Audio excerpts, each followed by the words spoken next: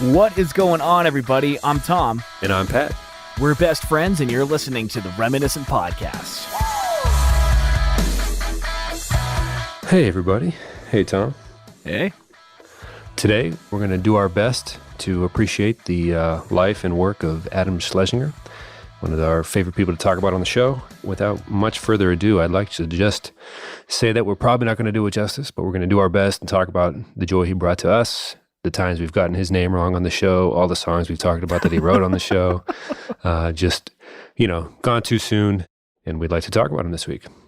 Yeah, this one kind of hurt. I mean, we found out, he passed away on April 1st, and it was kind of one of our stretch goals to get him on the show. And we kind of had, I had a friend who was friends with the guitarist of Fountains of Wayne, so we were going to try to move up this ladder of communications and get him on, because in the process of doing the show, we've unraveled some threads of last week we talked about Neil Averon has produced a ton of bands and albums that we really, really love. And just over time, we've seen Adam's name pop up a lot, and it started becoming significant. And, something that I really appreciate that came from this show was finding out that this one man was single-handedly writing all the best pop tunes for decades. Yeah, he's responsible for just a nutty percentage of the real estate in my brain of pop culture I've enjoyed. So hopefully we can get into it just from our personal points of view. As always, tweet at the show or just tweet yourself at your friends. I guess it doesn't really matter. It's a good time to remember some of that work. It's kind of one of the first, like Tom Petty and some of these recent artists that have passed in the last 5 to 10 years, Prince, things like that. We haven't hit too many from, I guess, what you would call our generation. I don't know if Fountains of Wayne is technically a Gen X band. Maybe it's right on the cusp there. But this was pretty young, gone too soon for sure. Complications related to the coronavirus, as far as I understand it. It kind of hits you a little differently when it's someone who's had so much life left and is probably, I don't know how many million, thousands of songs left in his brain and heart and soul and all that. So this one was kind of weird and hit closer to home because of how young he was. And, we're only going to start to lose more and more artists kind of from our era. And that was also kind of another side of this, I guess.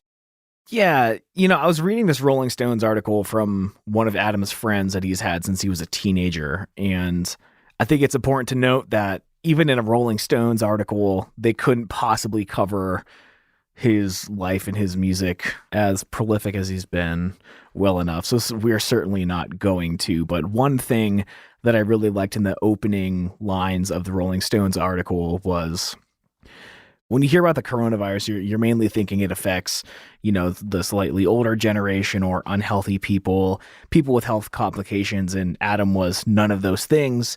And the writer went on to say, but Adam never quite fit in between the lines. He was always on the margins. That was the theme of his entire life. And I thought that was kind of an interesting way to introduce the article, because I don't know, I guess I never heard his name before we kind of picked it out in, what was it, the Just the Girl episode from the Click 5 was when we first started unraveling all these threads. And I didn't realize that he wasn't like a common name within our group of friends, but then finding out all the things that he's done, it's kind of like, I don't know if unsung hero was maybe probably not the right word. He's more prolific than that, but it was only a matter of time where he was one of the threads you caught, right?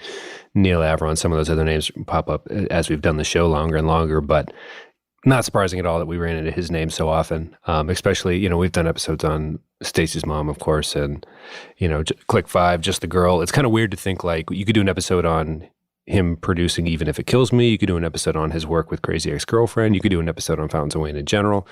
Do an episode on the Stacy's Mom music video in general, which is what we focused on, I think it was a year ago at this point. But just the fact that the Click 5 kinds of even had a career because he wrote that song, it's just, you could take these little notches of his brain, just these, the things he wrote and impacted so many lives through what he did super well.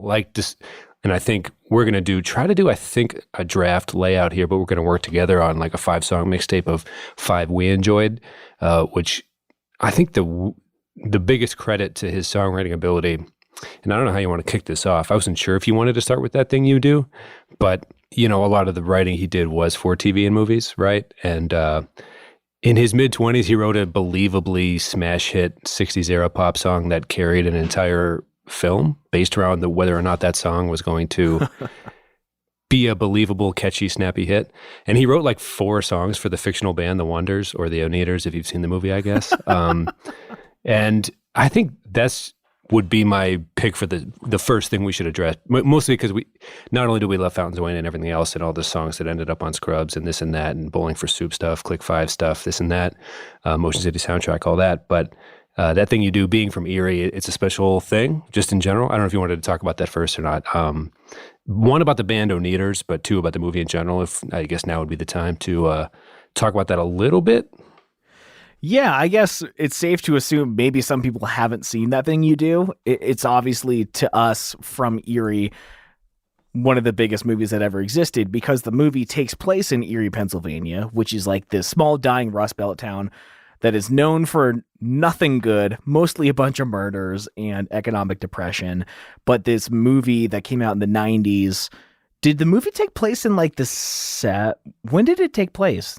60s? I think it's 50s or 60s era Beatles, mop top, like when Paul Feig plays a radio DJ in LA after they've done their state fair tour, and they end up in LA on a radio program. He mentions, oh no, not those mop tops. I'm talking about the Oneaters, that type of thing. So I think it's Beatles era. They're supposed to be a Beatles era pop band, Right. So yeah, so this would have shown Erie in a very positive light, where there were still mom and pop stores along State Street, winning the Mercyhurst or Gannon Battle of the Bands talent show would have been a big deal. Like, hey, we're going out tonight. We're going out to Villa Pianos by the airport and everything like that, which I don't believe ever existed, but we'll save that for like a deeper That Thing You Do episode maybe at a later date. But no, That Thing You Do, can we talk about how much that song rips for a quick second? Well, yeah, and it's also important to note that not only did Adam have to write a song that would be heard probably 2 or 3 dozen times through the course of this 90-minute movie,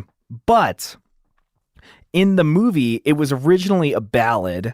When the drummer came on and joined the band, he played it too fast, and it kind of reluctantly turned into this pop song. So I think even just that layer of complexity of like, write a song that works as a ballad and as an upbeat Right. pop song, like that you can also listen to 30 times. I can't imagine being tasked with a greater feat of genius than that. It was interesting, and I'd recommend listening to his interview with Mark Maron. I guess they just republished it. It was from years ago. But he grew up in a house playing music with his parents, real musical family. And it was interesting to hear him talk about listening to old Beatles records and just coming up on, it was almost like he was programmed to be the king of self-taught pop or something. You know what I mean? So it's almost like he studied his whole life to do exactly what he grew up to do. But I'm sure of all the alternate universes, 94% of them ended up with him doing exactly this, because it seemed like he was the perfect guy for the job. Thank goodness that he ended up doing it. But yeah, I wanted to give a quick shout out to all the other really, really underratedly good songs that the Wonders and the fictional band The Wonders perform in the at those Villa Pianos gigs and stuff. And are we led to believe that Adam wrote all of these songs? Probably, right? I mean, if you wrote the main one. In the movie? Oh, no, you mean just in general? No, yeah, I think that's why I'm bringing them up, but we can edit this out if I am that factually incorrect. But I believe he wrote a few songs for, it was like this loose piece of trivia, like, hey, did you ever hear the bassist? I don't even know if he played the bass, but it was like this word of mouth thing. Like, yeah, the guy from Fountains of Wayne wrote that song. It's like, no way, oh my God. Right. But then you grow up and you're like, it's not just like this nameless guy, it's Adam effing Schlesinger. You know what I mean? So like, through doing this show especially, but then you start to learn who he is and what he did. Most recently, Crazy Ex-Girlfriend, which is a very musical-based comedy program that, if you've never heard of it or watched it, it's utterly genius and sneakily funny. Like, I remember my wife and I, years ago, started watching it, and it just sneaks up on you and charms you, and you realize, like, wow, these songs are actually dynamite. And you're like, oh, of course. Like, every time in my life, I've been like, wow, this song's actually really great. Like, it's the same guy? Cool, great. No, I'm glad. I don't know why. Like, every time I'm like, oh, it's kind of like an Arrested Development when they're like, Gene Parmesan sneaks up and Lucille Bluth is like, oh, yeah. Every time I thought, I'm like, oh, Adam, like, just, That's my boy. Anyway. So I guess I'd recommend for our first on our Adam Schlesinger appreciation mixtape draft. First song, I'd say That Thing You Do for sure, for the reasons you mentioned, and everything else. Carried a movie, mid-20s, wrote it single-handedly. Kind of made it all work, and also it's just so good. It's so good. It was forever. One of our family had this like 50s era pop hits mix CD, and someone put it on there. I don't know if it was like to be funny or something, but it just was there alongside all the other hits. And for decades, I just thought the Wonders were an actual band. And when I watched the movie, I'm like, oh, this must be about that band. But they just, just was good enough to just be among those really great smash hits. So, that's the first song I think would be worth pointing out. And also a lot of bands that would come through Erie, like on tour, they would know the movie. They knew it was based on Erie. And a lot of bands would come through town and cover That Thing You Do. And it was always like a really special thing that like felt like this is just for us. It wouldn't make sense for any other bands to play that song on tour in Cleveland or Kansas City or something. So, I've always had a really deep connection to that song. I think our whole city did. And again, just wildly good song. I guess it's not a fictional song. It very much does exist, but yeah, it's just, I think finding out the bassist of Fountains of Wayne wrote that was one of like, what's that meme of a young Keanu Reeves when he looks at the camera, that gif, and he's like all shocked and it keeps infinitely zooming in. Like that's how I felt. Something from Bill and Ted. Yeah. Like that's how I felt when it's like, what? Adam! Like Adam. Ooh. Exactly. Like, just so much joy just shoots through every vein in your body. Right. He mentioned, liking to play keyboards, all that stuff, but he mentioned his work with Motion City Soundtrack, being a producer and being a producer. And he talked a lot about, he was so humble about it, but he was just like, yeah, what's the thing we can repeat a lot to get stuck in people's heads? Like he kind of had this like working man's view of how to create pop or something, you know what I mean? So it's almost like in his approachability or something, there was something human about it, or there was no snobbiness there at all. It was just like, I think it's pretty simple. What's catchy, let's repeat that, and then if people remember it, maybe they'll like it and buy it, or it was just kind of like this very I don't know, just everything about it felt good and felt right. It's also like so quaint to think that like that's not how every other songwriter thinks, but he just did it so much better on such a different level than everyone else. And just to be like, oh, it's just simple, you just think of what people would like. I mean, I think that just shows his genius, that it felt like absolutely nothing to him. I mean, I'm sure he worked very hard for it, but to a point where it was just secondhand to write songs that people can never forget. It's yeah, there's this infuriating New York lottery commercial that has popped up on feeds where he got hired when he was really young to basically write a Fountains of Wayne song, not under the band, but for him, his style. And it was going to be the only direction they gave him was write a song, it's going to be about zombies. And he wrote this really fun pop song about like, you give me new life or something, with a little guitar. He said he recorded it in one night, sent it over, they loved it, and just put it in the commercial. And he's like, it's never supposed to be that easy, but that was like the easiest, greatest thing. In the commercial, if you watch it, the zombies are going to kill these people, but then it's announced on a commercial that like, the lotto is doing this, and all the zombies have a new purpose because they want to win the lottery or whatever. And it's just like, it fits so disturbingly perfect for how he described how easy it was for him to write that song. So it's like, oh man. And that was just one of his, like, that's like one commercial he did many years ago that would, you know what I mean? It's just like, man, even that's a banger. It's like, definitely a song we would have had on a playlist had it been, any of the bands he was in. So it's weirdly infuriating as well at the same time. Just like, man, how many are in there? Like, if you just kept right, like how many, like, and how many more are hidden? Probably worth revisiting a bunch of, like we said at the beginning, we're not going to do any of the Fountains of Wayne stuff too much justice because we didn't grow up pouring over those records. Kind of Stacy's mom burst onto the scene. I don't know if that's a good segue to pick that one next for the second song. Unless you had one last point for That Thing You Do, I forget. No, I think everyone, if you haven't watched that movie, you should just go watch it now. What is it? Tom Hanks and Liv Tyler are in it, and it's so good. And one of the few things that Erie has to cling on to as a positive piece of news about that city. Yeah, Giovanni Ribisi, Steve Zahn? Yeah, there's just too many to name, but miraculous. I think real quick, one of my favorite parts of is when the guy, Mr. Downtown, he's like the diva lady is getting a little full of herself on tour, and she wears this dress, and she's taking a long time getting off the stage, and they're like in Wisconsin or something, and they're all like kind of fed up with the tour, and he's like, Gloria, whatever, everybody, that's a gold dress, just like. Because she's really slowly working her way off, and it's just like one of those little subtle, not so subtle shots. I lose it every time I hear that. It's just there she goes. That's a gold dress, but one of my favorite things. Something that I say probably weekly is, you got to be quick with me. I'm from Erie, PA. Yeah. Sometimes we would have. Underrated fantasy football team name. The Shrimp Shack Shooters. Oh, Captain Geach and the Shrimp Shack Shooters. Yeah. Yeah. Oh, yeah. You man. got to be quick with me. I'm from here. They used to let us stay up past midnight, stuff like that. Like, That's what time we stayed up way past midnight. So good.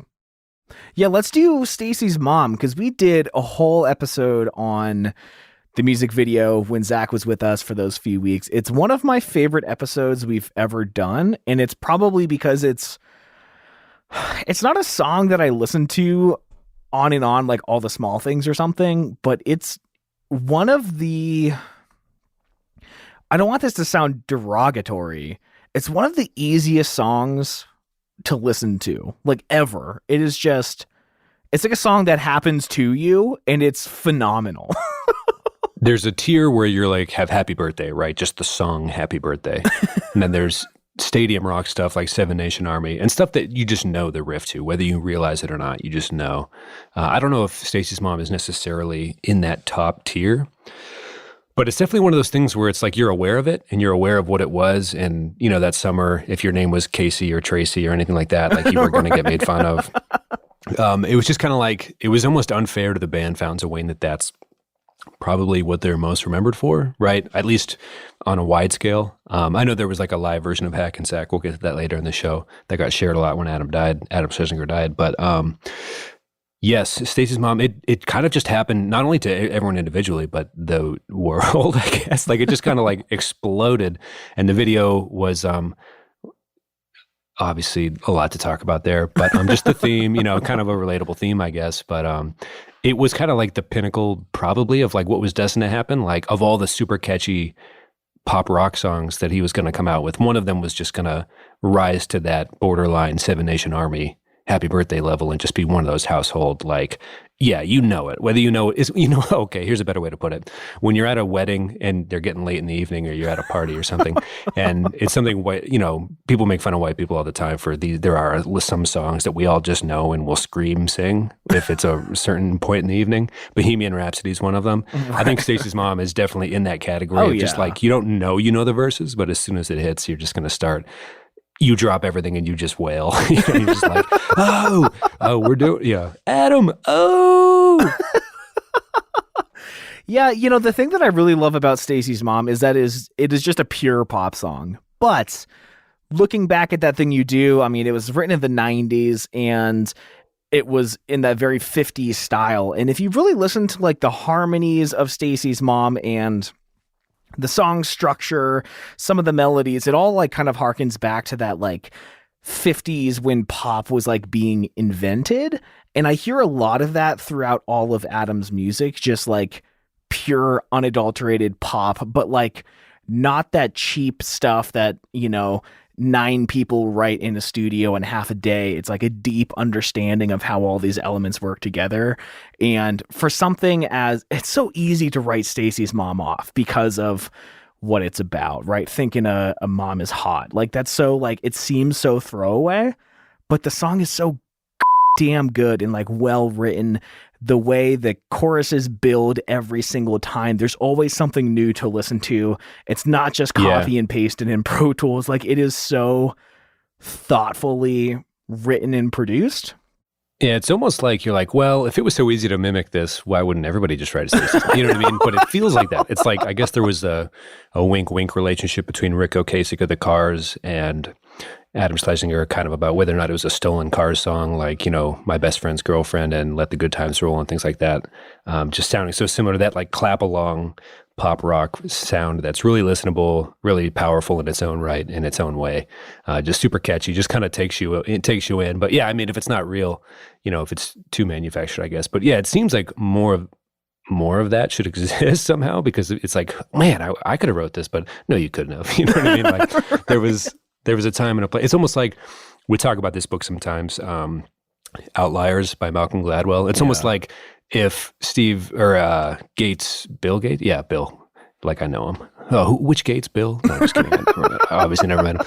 But if he was the one kid in Seattle that was going to get access to the technology to be able to learn what he had to create what he created, it's almost like Schlesinger, there should be a case study about how there was going to be this one kid from the Northeast that kind of grew up with musical parents that was bound to like write the most pop rock songs that like took the world by storm ever. Like, was he the outlier or something? I'm sure there's some, I don't know. It feels that way though. Because when you hear Stacy's mom, you're like, man, where the hell did this come from? It's like, I'll tell you where it came from. Adam Schlesinger. Yeah. That made me think of like, it looks so deceptively simple that like I could have done this. And when people study Jackson Pollock's work, like, oh, it's just splatter, like there's no rhyme or reason, there's no methodology, or like anyone could put these things on the paper, but no one else did it like he did. And when you really dig into the elements and like, oh, it's all about fractals and there's no sense of scale no matter where you crop this in, like it's probably something similar where, I don't know, man, it's a pop song with a very predictable structure, very predictable melodies, but I don't know if it's like those sounds have ever been put in that arrangement. Maybe it's because it's self-aware and not trying to be anything else either, though. Yeah, I mean, there's probably something like that. I don't know. I mean, maybe part of his like casual nature of like, how do we write the best pop song in the world? Write what anyone would want to listen to, right? There's like there's humility behind it, but it's also just like, it seems very outside himself. Like he was existing on this greater plane of understanding. Like, well, here's something here's one of my guesses as well. If you look at all the songs he's written and the ones we're going to talk about today, it's not like, so like there were specific fictional elements in a lot of them. So like we're going to talk about these two later, but Hackensack and Hey Julie and, Stacy's mom. Does he necessarily know a Stacy and a Julie? Right. Did he spend a lot of time in Hackensack? My guess would be no, for all the specific things he's mentioned and all the things he's written through the years.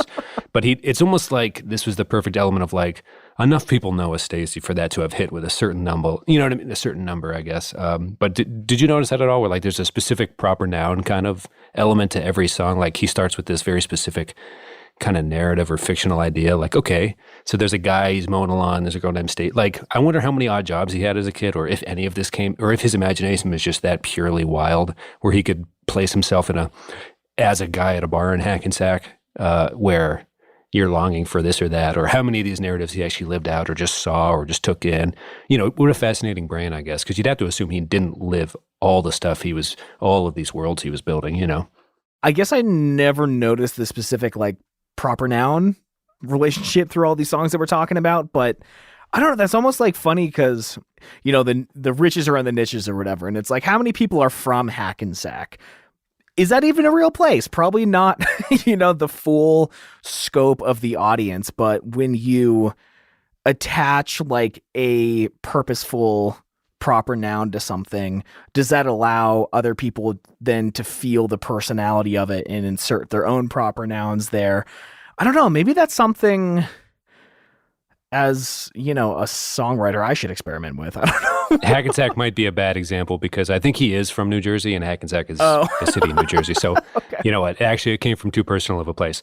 But I think my point still stands. Like, there's so many names he mentions. Point still stands, but I misused Hackensack as an example because couldn't be more in his wheelhouse. Anyway, but I think you get my point, right? I need everyone to be abundantly clear that in this moment, I am not trying to compare myself to Adam Schlesinger, but in 2013, I was going through this bad breakup and our band wrote an EP called This Is My Nightmare. And I was way too emotional at the time.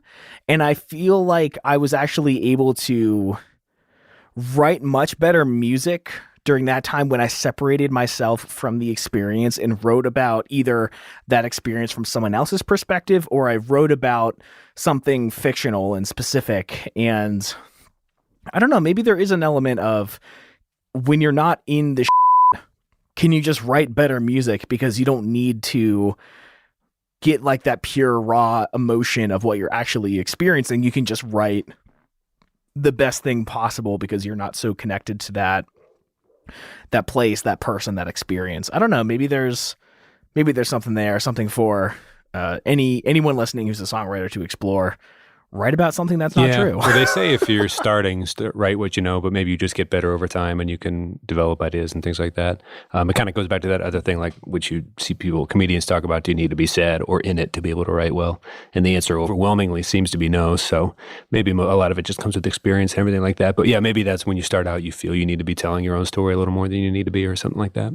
Well, Taylor Swift started off writing about stuff she couldn't possibly comprehend, she said, because she was just a child and didn't have those complex emotions. And, love story, she said she was writing it about as if it were Romeo and Juliet. She never experienced those feelings. And I think her music like peaked during Red in 1989, and Reputation and Lover are much more personal songs. And I think, not to bad talk the Queen, but I think maybe some of her own songwriting has been stifled by the true emotion of it. So I don't know.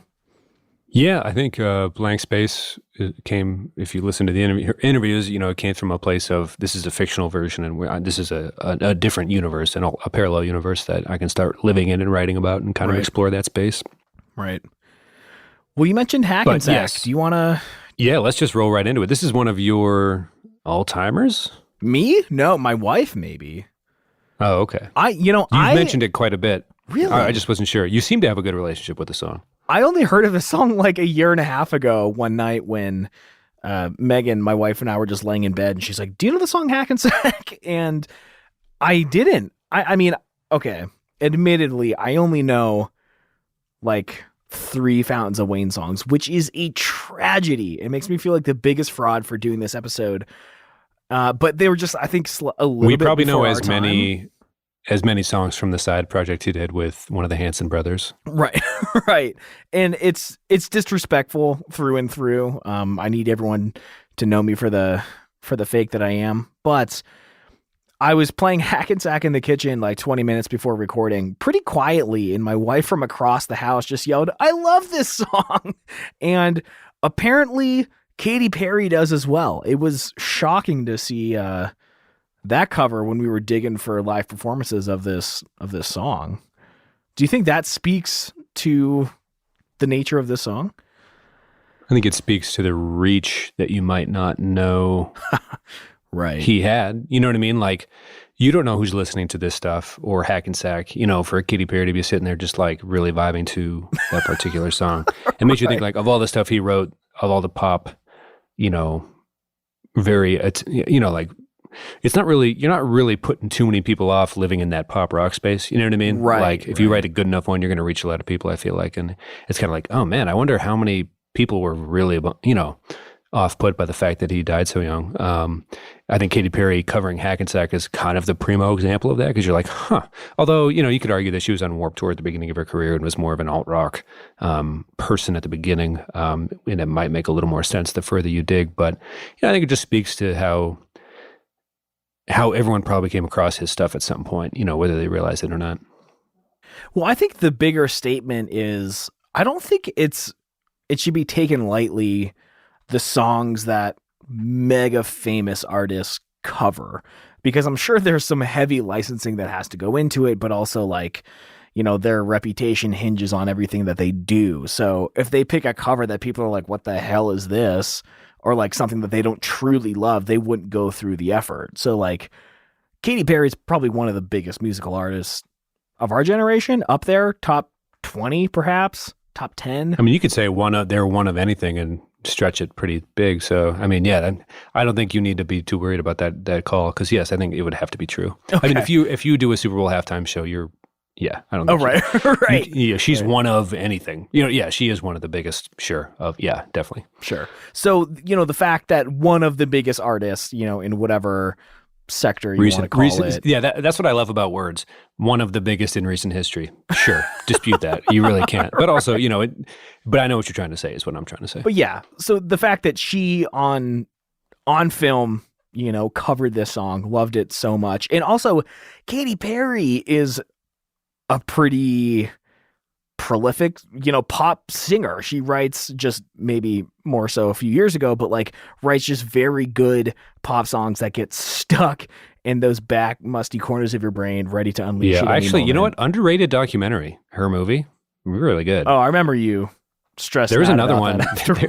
There's another really, really throwback episode we did was we watched the first Taylor Swift and first Katy Perry documentaries back to back, and then had a discussion about that. Was like 3 years ago at this point. But okay, when you say we, you mean you did, and then you hijacked the summer episode and then made me talk about the two of them when I hardly knew anything, but you were just in it that week, and it kind of took the whole direction of the podcast in a different direction. I loved it. It's such a classic episode. Yeah. Right. And I will say this, you love historical accuracy when I bend story factoids, but, and it's good. It's fine. I mean, the truth shall live on. I'm not against it, but that also led to like a 4-year streak of you digging through the Taylor Swift discography. Like there was a gold bar at the bottom of it. So I don't want to pretend like it didn't lead to a very fruitful fandom for yourself as well. Like I think you kind of delved into the Taylor Swift fandom a little bit after that. So I'm just saying like it wasn't like a waste of time. Well, no. Okay. The clarification is because I'm actually embarrassed of that episode because you're talking about Taylor Swift. I'm like, I don't really know anything about her. I can't even believe that you like her, only for like, the next 4 years of my life to be consumed by Taylor Swift. And that's kind of what started the whole thing. But I specifically wanted to mention we did not prep that episode because I embarrassed the hell out of myself on that episode. I admit, back when we were figuring out the show, it was me alone. That's when my wife and I were still dating long distance. And I was just in a closet, and Tom was like, could have picked any other friend, but I happened to be the one he picked. And he's just like paid the price a few times, just maybe like 3/4 of a bottle of wine in, just like, you know what, Tom, I'm going to talk about Taylor Swift's Red album for a long time. And I just need you to be there. It was borderline therapy, not even borderline. It just was therapy at that point. Like, and here's the thing about, All Too Well, Tom, is anyway, we're dropping too many Taylor Swift names during the Adam Schlesinger episode. So, but Hackensack, it was interesting to see how many live versions of that song got shared. Like I saw it, I think in 3 different places, one by my cousin on Facebook and elsewhere. Just people seem to, that seemed to be the cool deep cut of Fountains of Wayne. Like, hey, I knew them and knew him and appreciated it. That seemed to be the, hey, I really liked his stuff video to share. Did you notice that at all? Or I saw way more people than I've ever seen mention even this genre of music sharing Hackensack, which how did it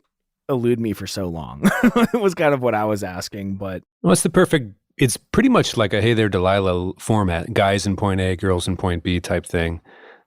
Different stories, of course, but yeah, good longing. She's in LA. I will wait for you. I don't know. It's so approachable. It definitely falls into the who is writing this, because it feels like anybody could, but of course they couldn't. And it is so genius. You know what I mean? It's just, it seems so simple in hindsight, but it really wasn't at all.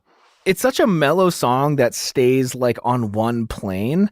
And again, this is what's so deceptively hard. It's like this song doesn't even change the vibe that much. It's like if Stacy's Mom is like a Steven Spielberg movie, or, with these explosions and lens flares all over the place, really flashy, really high energy. Michael Bay, yeah. Hackensack is like just a nice indie movie that kind of maintains pace, never really gets too far off track. But it's so... Like a Greta Gerwig early career, very pleasant. It's like a Frances Ha, cult classic. Even if it didn't make the big time and maybe not deserve the big time, a lot of people got a lot from it. So you just got to sit there and think about it. Right. But like it's deceptive. I'm just kidding. That was probably the worst. No, that's exactly what I was thinking though. That's exactly what I was thinking. Like it's so deceptively simple that you think anyone could have done this. But in order to have 3.5 minutes maintain like a consistent tone throughout and maintain interest, is so much harder than the explosions and the lens flares and the huge sweeping choruses. Just like I'm mellow curious if jam. he's like, if he knows there's so many in his brain, or he knows he has a knack for this. It's like, that's what this song is. I'm not going to cram too much into it. I'm going to write Hackensack, and it's going to be Hackensack from 0:00 till whenever the song ends. Like that's what this idea is, and maybe that's what allowed each individual idea to be. Stacy's mom was purely Stacy's mom. There's no ill-fitting bridges. There's no, it's just like, you know what? I'm not going to put a weird bridge. Let's just repeat the chorus again. You know what I mean? It's just like Hackensack. I don't need to fit in a weird guitar solo. I'm not a guitar, like I'm more of a keyboardist. If anything, let's just keep it mellow, keep it melancholy, like it's almost like he knew he was going to have that many more ideas and was able to keep things simple and straightforward enough to really flourish in a pop sensibility, right? I mean, I hate when we pretend to sound like actual music journalists on the show, but because we're, it's not our wheelhouse. But it was, like in its simplicity, it thrived that much more almost. Well, yeah, maybe it's like it just knew what it was. It didn't have to flex all of its abilities in one song because it knew that, he knew that there would be 1,000 others.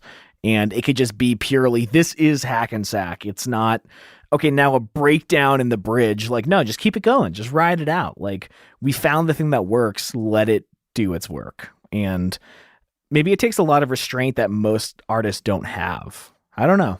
Also, he wrote a lot for TV, so maybe he got to burn a lot of ideas that were like, what was it, Mr. Chase, when we were in middle school, showed us, or 7th grade maybe, Amadeus, the movie. Oh, I love that movie, yeah. And he's just drunk and scribbling, or I might be thinking of a different movie, but he's just like, there's music in my head, just like really struggling with it.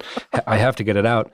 It's almost like projects like Crazy Ex-Girlfriend came along at it's just like writing for TV might have been like, I don't know what I'm going to do with this hook, but maybe I'll give it to the freaking New York Lottery, or you know what I mean? Like this isn't going to be a Fountains of Wayne song, but maybe it can carry the 2-part Thanksgiving special of Crazy Ex-Girlfriend season 4 or something. It's just like this is good enough for almost probably 85% of bands in America to be their like smash hit on their debut album or something, but I don't know where to put it. But you could tell he kind of pieced together this career where so many movies and TVs and as a producer, blah, blah, blah. And he was just like, just putting these ideas, just cramming them places, getting them out of his brain and hiding them almost. I don't know if he ever felt overwhelmed by that or anything. It didn't seem like it from the outside, but yeah, it's just kind of like, how, again, answer that question, how many were in there and how many more did we, sadly miss out on? But again, there was so much that was put out that we get to enjoy. Yeah, really grateful. I mean, I need to spend more time with the 3 songs we already have, but Hey Julie is actually one that, I mean, I liked it a lot it was in Scrubs, right? Yeah, because Julie. Yeah, so these next 2 are, well, I'll let you go, and then I'll explain why I picked these last 2 for we'll have honorable mentions as well, but these 2 to round out our personal 5, which again, to be very clear, we're not claiming to be a comprehensive, these are the best, these are just ones that we really appreciated, and we hope you have your own list as well, because I'm sure, there's so many to choose from, obviously. Yeah, I mean, I really like this song, and it was helped out a lot by the Wonder Years covering it in probably 2011 or something, and that made it a lot of fun. A band that I really loved, like a current band covering like an older song, but I remember it very vividly from Scrubs. He's playing the guitar through the hallway. And I think like the first time I heard that episode, I actually grabbed my guitar and tried to learn it because again, the perfect, just a little acoustic pop jam. Right. Yeah. Like it's just so good. Me hate my boss. My boss has soup stained tie. I like the girl though. It's just like, it's like a children's nursery rhyme. It's like a playground thing where it's like, hi, and I work in a button factory. I got a wife and a dog. It's like the pop rock song version of that game. But it's just like, works so well, got me running around like a hamster on a wheel. It's like, God, Adam, like, oh, I should have known, like, no, I guess what I was going to say was I was listening to the debut episode of Donald Faison and Zach Braff's Scrubs Rewatch podcast. Yeah. And they were talking about, okay, so this isn't not going to be the biggest feather in Schlesinger's cap that we talk about this episode.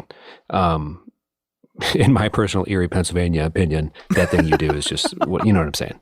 Right. Personally, again, we're not claiming this is the comprehensive one, but from Garden State's existence and the Shins' career, there was a moment where if Bill Lawrence or his wife Krista Miller starred in the Drew Carey show Scrubs as well, etc., or Zach Braff liked your music, and you got into Scrubs on their soundtrack, it meant you were good or cool, right? Yeah, for a minute yeah, there. yeah. Again, like Garden State was cool for a minute. Everyone looks back and is like, well, is Zach Braff that talented? Let's have the discussion. It like would be a Community episode this year if Community was still a show. They would probably, anyway, was he a scrub? Question mark? No, just kidding. Like something Abed might. Anyway, I'm getting ahead of myself or behind myself. Hard to say. I'll pivot. I think what I'm trying to say is that the fact that he got 2 into the Scrubs soundtrack, which I guess licensing has changed, and if you watch Scrubs on Hulu, the songs are different, so the DVDs have garnered this weird cult fandom because it has all the original music. That's so crazy. Right? Anyway, that's why I wanted 2 to be in our top 5, All Kinds of Time and Hey Julie, because to have 2 on it, whether it was Krista Miller or Zach Braff's radar, speaks to that for a moment they were not only on top of the world with Stacy's mom and everything, but the chops had always been recognized. You see all the videos of Hackensack getting shared last week. You see, if you make 2 songs, only Colin Hay might be the only other artist to have 2 songs, multiple songs on the Scrubs soundtrack, things like that. Just kind of these obscure things that were notably cool for a certain stretch of time, for a certain group, small nugget of people. So to have 2, I think, again, it's a small feather, but it should be noted that they were kind of calling the shots for indie playlists for 3 to 5 years there, you know what I mean? At least for people who didn't claim to know music and just needed that help. I'm talking about myself specifically. But anyway, so Hey Julie, again, it's man, so simple, so fun. All Kinds of Time was almost written to close out a Scrubs episode. He's got all kinds of time. It's just oh God, no. But anyway, I don't know if you had thoughts on both of those. I know I'm skipping around a little bit, but I'm trying to explain why I picked those 2 specifically. Because to have 2 on the Scrubs soundtrack, even if it doesn't mean that much anymore, it should, and it did at the time. Oh yeah, totally. I remember when I first started dating this girl, she wanted me to watch Garden State, and she was like, but the soundtrack, you'll love the music. And yeah, Zach Braff was just would have been Apple's top music curator at the time or something, Yeah, the it kid. Well, it's almost it's always been good to make mixtapes. I'm not going to claim that Gen Y or, millennials own that because mixtapes, exist. But it's not like Nick and Nora's friggin' Excellent Adventure or whatever the that movie was called. Being good at playlists and being cool at music has always been in, but not everyone's always making movies starring Michael Cera about it. You know what I mean? Right. It was a thing, and for Adam to have been liked by the people that kind of spurred that or appeared to, feels significant. Again, small feather, but a feather in the cap. Totally. Yeah, for sure. I don't have much else to add.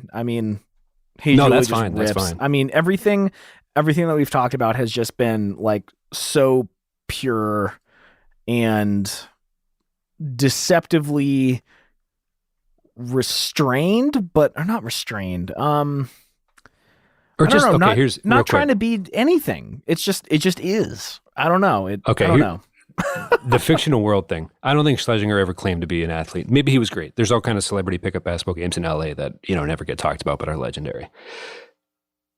I wonder if he was just watching a football game and an announcer was like, "Oh, he's got all kinds of time back there," and he was just his eyes. He didn't blink for the next 2 hours and just wrote, one of the best pop songs of the, just that is a song, he gets to live in these little fictional worlds that he creates for himself, or just exist in the real world, and he gets to pick a pop song out of just hearing that phrase once or twice, or however many times. I don't know. You know what I mean? I guess he might have been a Jets fan if he grew up in New Jersey or something, or maybe he didn't care at all. Maybe he just was able to live in that space and not care about football or anything. But it's almost, again, back to that theme of it being almost unfair how it appeared to be that simple for him to just be like, oh, I'll come up with another smash hit next week if this one doesn't work. Man, just what a special talent. I think that's all I'm trying to convey. Yeah, no, those are 5 really, really good ones. And, quite a few honorable mentions, some songs we've come across in the past, some we have yet to talk about that we definitely will. Do you want to kick those off? Sure. I just want to get past the point of you should watch the show Crazy Ex-Girlfriend for a plethora of reasons. We've only named a few of them. It's really good. It's really funny. And he's the guy. It's like a musical television series, and he writes a lot. They cover a lot of genres with the main singer. She kind of narrates, sings her stuff. It doesn't sound as... It's very funny. I'm telling you, it's just quality, and he's a part of it, which should speak to that. He wrote High School Never Ends for Bowling for Soup. He worked with them a couple times, I think, if I was reading everything correctly. Not their best, but again, it's just one of those things that if you hear it, you're like, yeah, I'll put it in the library. You know what I mean? Like, I don't, this is, damn it. Adam, oh, like I knew it. Like, he just found a place to put it, I guess. Just the Girl, we've done an episode on that song. Just a band's career kind of exists because he just had it in the arsenal. Yeah. Almost unfair. I'll let you talk a little bit about Even If It Kills Me, because if I'm not mistaken, that's your favorite Motion City record that he happened to produce for, right? Or be the producer of? Yeah, just reading through some articles about Adam, I think one of the things that came up was for Crazy Ex-Girlfriend, like people would present these songs and they're like, there's something there, but it's just like, it's missing something. And then Adam would come in and just like complete it, or just make everything make sense. And I loved Commit This to Memory by Motion City Soundtrack. We did an episode on it recently. And there are songs that are just perfect, exactly how they are. But I felt the album as a whole was missing like this 2% that would give it that last 20%, if you know what I mean, like some of the parts, whatever. And Even If It Kills Me, I feel like it was just firing on every single fucking cylinder. And it was produced by the name you keep every time I say who produced this, you say his name. What, Rick Ocasek? The Weezer producer, the Cars guy. Oh, yeah. So it was produced by Ocasek and Adam Schlesinger. And this album just, I don't know what it is, man. It's just, it does it for me. And I feel like that last tiny bit that they may have needed as a band was fulfilled by Adam Schlesinger being in the room. I know this is the perfect album for you. I have preferences that are otherwise, but come to think of it, This Is For Real might be the most Adam Schlesinger Motion City song. Come to think of it. Yeah. It's like, oh man, there's really a theme there. They really stick to that. Like, this is the best thing that I've ever had, for real. And just the use of the words, kind of that living in that space thing. It's like, oh, Adam, right, exactly. Right. It's all coming together. And also, the Motion City Soundtrack lead singer posted a bunch. I mean, of course, everybody did. Rachel Bloom, the star of Crazy Ex-Girlfriend, and but he took to Instagram to, obviously everyone's heartbroken, whoever worked with him, but he had some interesting things to say on Instagram. He wanted to check those out as well. Yeah, about the production of this record. Yeah, no, I mean, he absolutely killed it. There's something on this record that's just like the tiniest sparkle that, again, I love Commit This to Memory, but it didn't have that little glint that Even If It Kills Me has. And I think it's Adam, just has his little footprint on that. And I mean, this isn't super relevant to either of us, but he's like a Tony Award winning musical creator. No. When we said we weren't going to do this justice, we were not joking. Like, we're just humbly presenting our appreciation. Yes. No, this man was decorated as well. He wasn't this like misunderstood genius. He was a very understood and acknowledged and award-winning genius. So yeah, I'm glad you mentioned that. Well, also, so Stacy's mom was nominated for a Grammy, and then he has a Tony for Crybaby the Musical. Not only did he write all the lyrics, he wrote all the music for it. Do you mind if was that thing you do nominated for any Oscars that year? Do you mind Googling that real quick while I stall and continue to speak? I wonder how close he would have gotten to an EGOT, because he wrote so much for TV. It's almost like usually EGOT winners are of the musical persuasion. I'll bump my mic there a little bit. So I wonder how close he got, because, if he already won the Tony and if he won a Grammy, then you're looking for music involvement in movies and TV, which was his forte anyway. So it was almost I don't know, I don't want to be too presumptuous, but if he didn't win one already, he would have been. Like, let's say he writes a catchy jingle for Lego Movie 7 or something and happens to be, because I think, you know what I mean? Like, Kobe won an Oscar, for example. Like there are ways to win these awards if you do good storytelling or are involved in special projects. And he seems to be that type of guy that definitely would have eventually got there if at the very least already halfway there at the time of his death. Yeah, you know, I'm glad you brought up more about That Thing You Do, because it's funny. There's the Wikipedia article has two separate sections: in the film and then in reality. And in reality, this song did very well on the charts, which is surprising. Like, or is it 41 on US Billboard Hot 100, 22 on Adult Contemporary, 18 on Adult Top 40, 24 on Top 40 Mainstream for a fictional band in a fucking movie. Right. Okay, right. And it was nominated for Best Original Song at the 69th Academy Awards, as well as the Best Original Song at the 54th Golden Globe Awards. What did it lose to? Losing out on both occasions to Madonna's You Must Love Me, written by Tim Rice and Andrew Lloyd Webber. He's losing out. The only people he could possibly lose to are the biggest writers in the universe. Clash of the Titans or whatever. Oh man, that was such a, yeah. Anyway, I think I'm going to just say this. It's not a hot take. He should had already had an EGOT at a very young age, but was probably destined to win one several times over after through the years. But the Grammy was, you know, you knew he was going to get that one. The Tony, of course, you know, hardly surprising. Yeah, just a special talent. I don't have a ton more musically, which again, I wish we were more intimately familiar. But I think the age we were when Stacy's mom hit was kind of like, oh wait, what? You know, like who's this band? And then you hear him in Scrubs, you're like, I got some work to do. So, which, you know, it was, yeah, it took us by surprise to keep learning more about him, but it's been a true joy. You know, it's, you know, selfishly, you wish we could have somehow finagled a way to get him on the show just to tell him that we loved him so much. But, or, you know, loved him for years without realizing it. And it's like, oh, I don't, you know, like, oh my God, I don't even know how to explain how important all these things were. Yeah. Well, let's close out the episode with this, and then we'll give the song of the week and head to Patreon for the after show. In the Wikipedia page, just kind of calling back to, I don't know, just write a song people want to listen to, like so casual about the whole thing. In Wikipedia, it says, the song was written by Adam Schlesinger, the bassist of the alternative rock group Fountains of Wayne. Apparently, he was not hired to write the song for the movie That Thing You Do.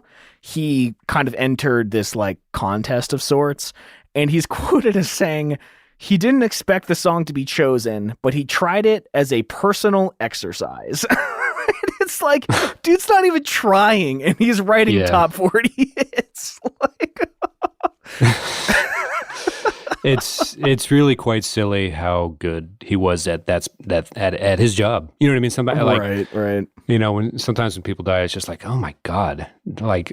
There are so few simulations where he doesn't end up doing it. Like Pete Holmes has that joke where he's like, honestly, 70% of the alternate universes, I'm just a youth pastor, but you know, like maybe 4 of them, I'm a famous comedian. I'm comfortable saying he's in the 90th percentile of having this happen to him every time because it's just something he was just put here to do. And he did it like about as well. You know, he filled every moment writing hooks that just, you know, are going to last forever. So would you feel comfortable taking the crown from the Click Five and naming Adam Schlesinger the monster of power pop? Oh, I feel comfortable, of course, because he wrote their hit song. Yes, he is the monster of power pop, man. Yeah. I again, you know, very sad to hear that. Monster's the wrong word. He's the monster from the Black Lagoon. He's King Kong. He's the king of power pop. Here we go. The Tiger Blood, the Adonis, you know, with all those Charlie Sheen weird things that were like phrases that 2020 made popular in like 2011 or whatever. But no, he was different type. There was, you know, he's a special dude. Yeah. So, yeah, it felt nice to finally just give him his own episode. Wish it was under different circumstances, but incredibly grateful for everything that he's given to this world, and wish we could have had 30 more years of it. I'm sure there was so much gold left in his fucking genius brain. Yeah, you know, Ben Gibbard has been covering some, early Fountains of Wayne cuts on his live concerts online recently during the pandemic and everything. So if you have any favorites, share them with the world, share them with us selfishly, because I want to, I might just go back and start listening to albums here pretty soon. But yeah, it was nice to, kind of relive that, be thankful, say thanks. And yeah, I'm glad we did that, even though we were kind of worried we were going to do it justice, which of course we did not. But yeah, anyway. He's part of the reason we do the show to begin with. So paying homage. Thanks for everything. Thanks for the memories. Well, do you want to give a song of the week, then head to the post show? Sure. This is off the same Harry Styles album, Fine Line, that I mentioned a couple weeks ago. The more I listen to it, the more the song Cherry, kind of halfway through the album, catches my ear and makes me go, wait a minute. So Cherry by Harry Styles is, again, sneaky, freaky, decent album. It's worth checking out. Awesome.